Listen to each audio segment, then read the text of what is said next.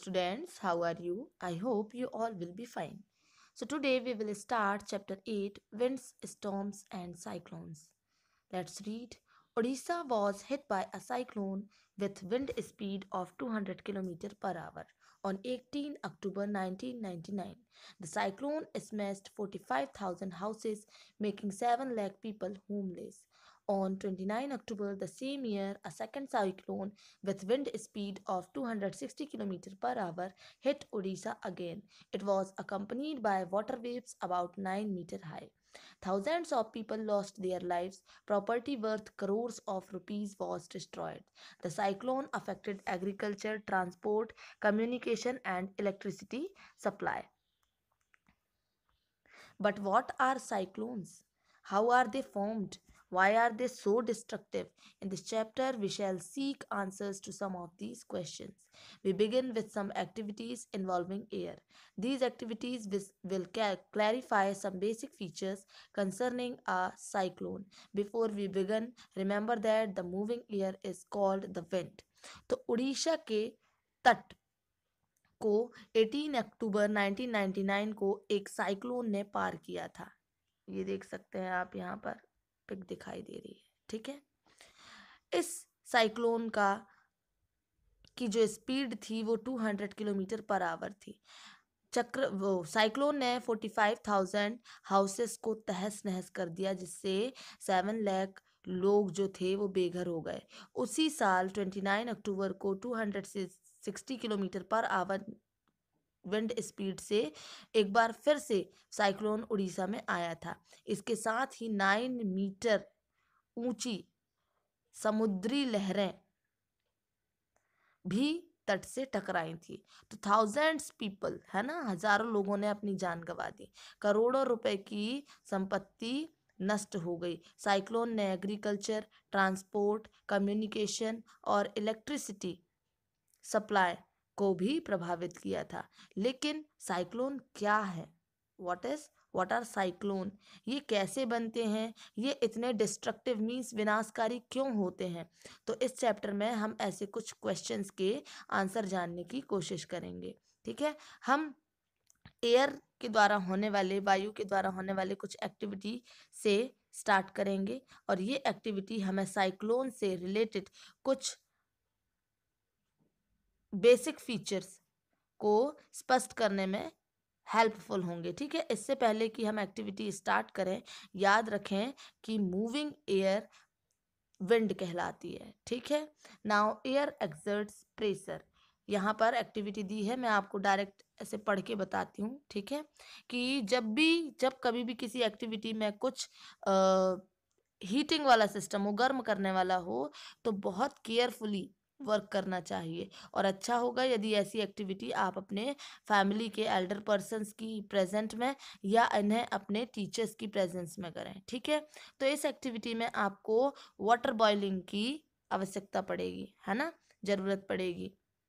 तो लिड वाला टिन, ढक्कन वाला एक टिन का एक डब्बा लीजिए, है ना, बॉक्स लीजिए और इसे वाटर से लगभग आधा भर लीजिए। अब बॉक्स को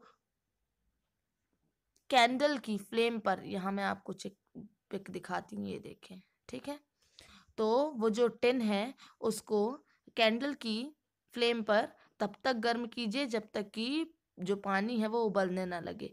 अब वाटर को कुछ मिनट तक बॉईल होने दीजिए और कैंडल को बुझा दीजिए और तुरंत ही टिन का जो लिड है मीन्स ढक्कन, है ना, उसको कसकर बंद कर दीजिए। अब उस हॉट टिन को बंद करने में सावधानी जरूर बरतें, ठीक है।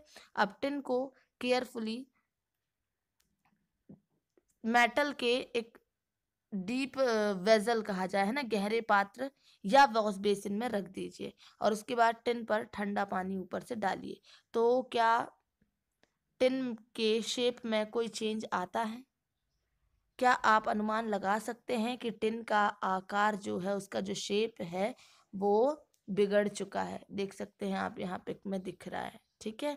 तो यदि आपको टिन कैन ना मिल पाए तो आप प्लास्टिक की बोतल का भी यूज़ कर सकते हैं ना। और इसमें क्या करेंगे, हॉट वाटर से भर दीजिए इसको और बोतल को खाली करके इसे तत्काल बंद कर दीजिए। ठीक है, खाली किया उसके बाद तुरंत उसे बंद कर दीजिए। अब बॉटल को टैप या नल के बहते पानी के नीचे रख दीजिए। अब आप अपने कुछ एक्सपीरियंस को याद करने की कोशिश कीजिए।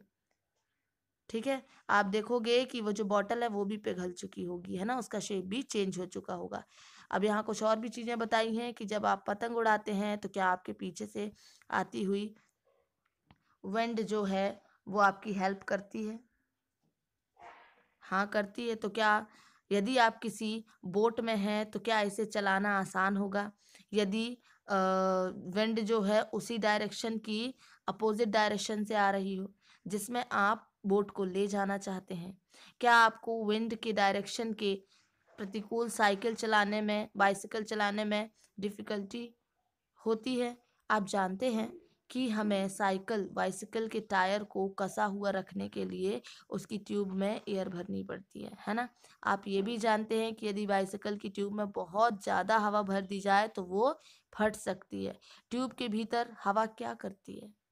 तो अपने फ्रेंड्स के साथ मिलकर इस पर डिस्कशन कीजिए कि बाइसिकल की ट्यूब में हवा कैसे उसके शेप को बनाए रखती है। ओके,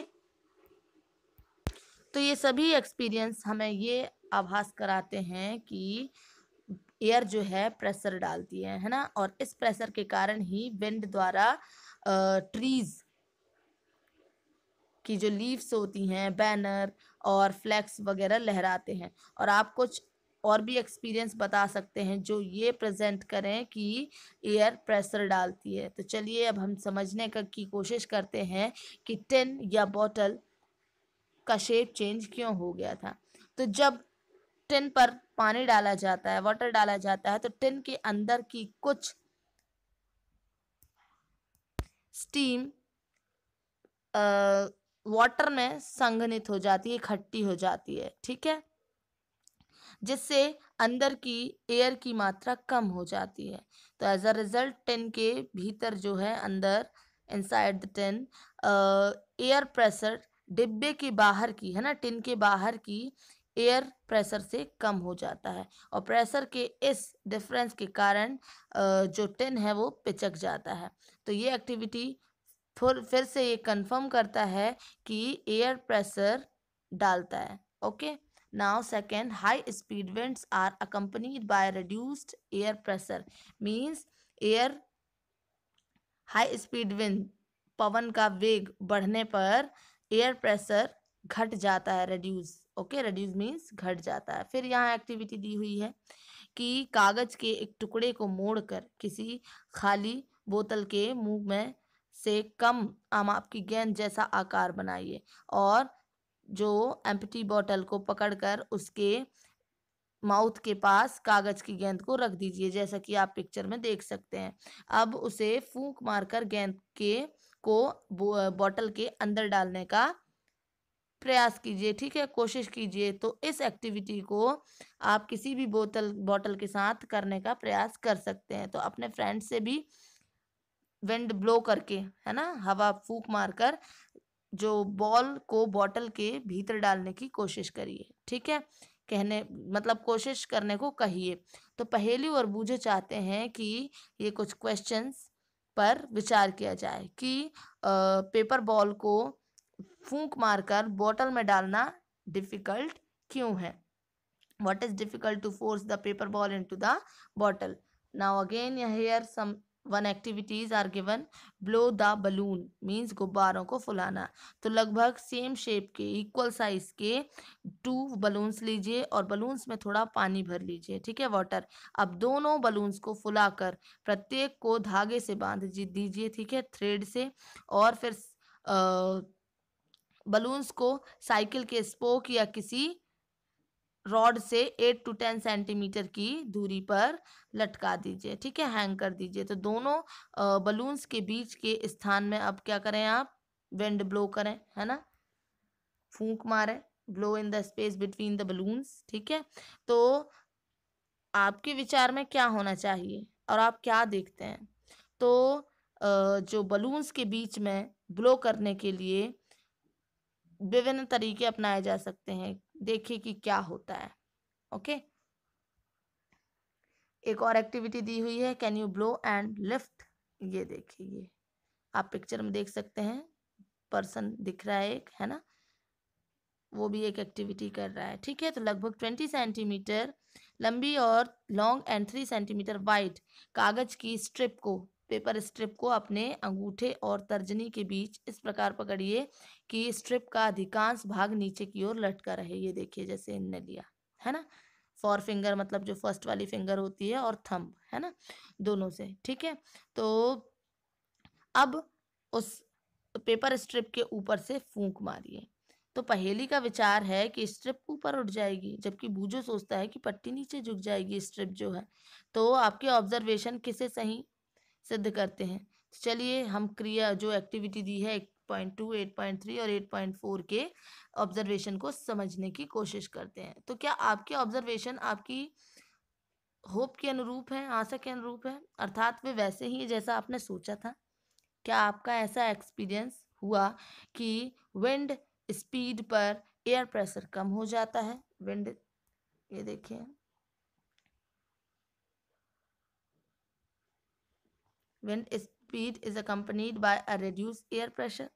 तो जब हम बॉटल के माउथ पर ब्लो करते हैं, है ना, तो मुंह के पास, है ना, माउथ के पास की विंड स्पीड अपेक्षाकृत ज़्यादा हो जाती है और इससे वहाँ एयर प्रेशर घट जाता है और बॉटल के अंदर एयर प्रेशर उसके मुंह के पास के प्रेशर से ज़्यादा हो जाती है और इसी कारण बॉटल के अंदर की एयर बॉल को बाहर की ओर धकेल देती है। ठीक है, नेक्स्ट एक्टिविटी में आपने देखा कि जब आप बलून्स के बीच में ब्लो करते हैं तो वे एक दूसरे की ओर आने की कोशिश करते हैं। ऐसा कैसे हो सकता है? तो ये तभी पॉसिबल होगा जब बलून्स के बीच के